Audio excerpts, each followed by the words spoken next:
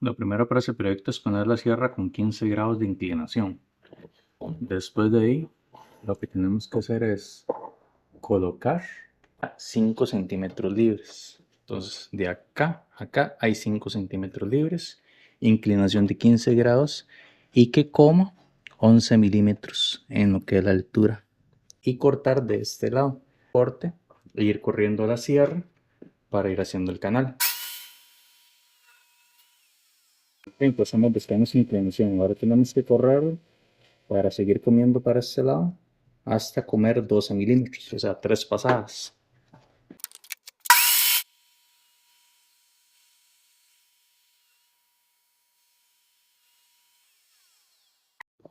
Ok, ahora lo que hacemos es que igual de este mismo lado cortando, habíamos dejado 5 en la primera, ahora tenemos que dejar 3 centímetros y aquí está la raya del corte que hicimos. Entonces, nosotros estábamos cortando en esta posición, así. Entonces, nada más lo agarramos y lo giramos para acá y empezamos a hacer las pasadas otra vez, que son 4 pasadas, dejando 3 centímetros de aquí para acá, 3.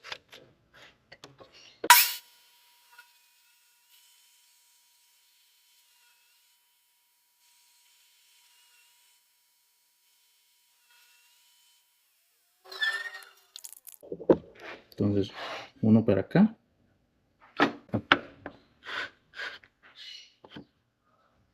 Entonces, no muy fácil de aplicar.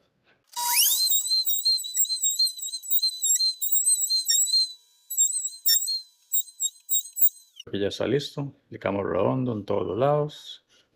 Ya lijamos el canal, matamos los filos de acá. Todo lo que hay que hacer es aplicarle el tinte. En este caso vamos a utilizar el Cahuilla, que igual, ese es el que tiene preservante, tinte, acabado y todo lo demás. Es un solo producto.